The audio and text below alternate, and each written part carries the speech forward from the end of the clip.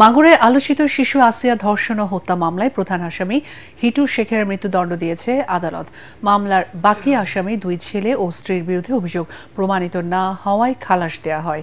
মাগুরার নারী ও শিশু নির্যাতন দমন ট্রাইব্যুনালের বিচারক এম জাহিদ হাসান এই রায় দেন। এদিকে রায়ে অসন্তুষ্টি প্রকাশ করেছে আসিয়ার স্বজনরা।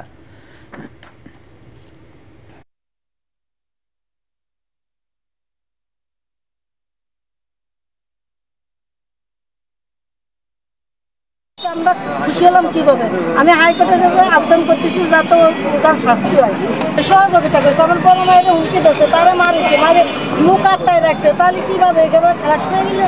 বাকি তিনজন আসামির রায়ে আসিয়ার মা সহ আমরা আইনজীবী, বাকি সাধারণ জনতা কেউ সন্তুষ্ট না। আসামির সাথে যে বাকি তিনজন যে অভিযুক্ত আসামি ছিল তাদেরকে যে কতটুকু ন্যায় সম্পূর্ণভাবে খালাস করা হয়েছে এটা আসলে আমার জানার বাইরে। যাদের বিরুদ্ধে পেনাল কোডের অভিযোগ গঠন করা হয়েছিল তাদেরকে যে অ্যাকুইট বা খালাস করা হয়েছে, রায়ের কপি সংগ্রহ করে সেটা পর্যালোচনা করে সংশ্লিষ্ট কর্তৃপক্ষের সাথে আলোচনা করে তাদের ইনস্ট্রাকশনস অনুযায়ী আমরা প্রয়োজনে উচ্চ আদালতে অ্যাপিল করব।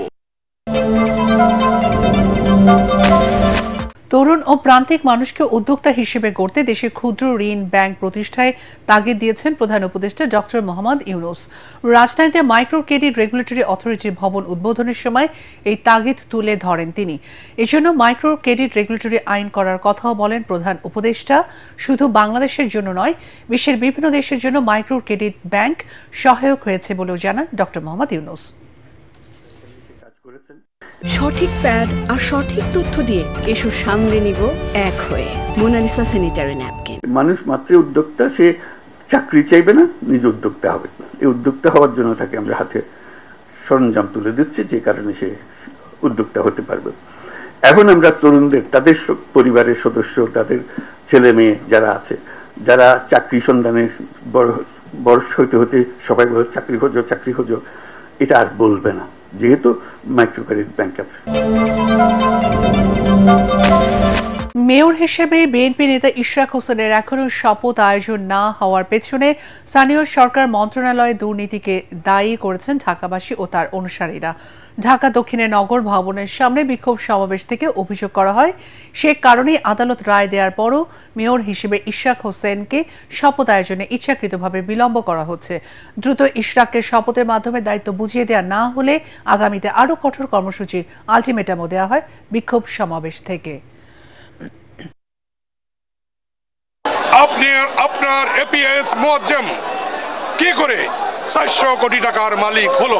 স্থানীয় সরকার পল্লী উন্নয়ন সহায়ক মন্ত্রণালয়ের মাননীয় উপদেষ্টার কার্যক্রমকে আমরা তীব্র প্রতিবাদ জানিয়ে স্থানীয় সরকার পল্লী উন্নয়ন সভাপতি উপদেষ্টা জনাব সজীব ভুঁইয়া, আসিফ মাহমুদ সজীব ভুঁইয়াকে ঢাকা সিটি কর্পোরেশনে অবাঞ্ছিত ঘোষণা করলাম। ট্রাম্পের শুল্ক নীতিতে অতিরিক্ত ভয় পাওয়ার কারণ নেই বলে মনে করেন সিপিডির সম্মানীয় ফেলো দেবপ্রিয় ভট্টাচার্য। তিনি জানান, চ্যালেঞ্জকে সুযোগ হিসেবে নিয়ে কাজে লাগাতে হবে, রপ্তানি পণ্য বাজারে বৈচিত্র্য আনতে হবে। মার্কিন শুল্ক নীতি নিয়ে ঢাকা চেম্বারের সেমিনারে গবেষকরা বলেন, শুধু শুল্ক নীতি দিয়ে সমস্যার সমাধান করা যাবে না, অর্থনীতির কাঠামোগত সংস্কার প্রয়োজন। সেমিনারে বক্তারা বলেন, সময়মতো নির্বাচন হলে নতুন সরকারকে প্রথমে নবম পঞ্চবার্ষিক পরিকল্পনা নিতে হবে, যেখানে এলডিসি ও সংস্কার চাহিদাগুলো রাখতে হবে। এতে ব্যবসায়ীরা জানান, জ্বালানি সংকট, কাস্টমস হয়রানি খরচ বাড়াচ্ছে, কমছে উৎপাদন, এতে কমে যাচ্ছে প্রতিযোগিতার সক্ষমতা।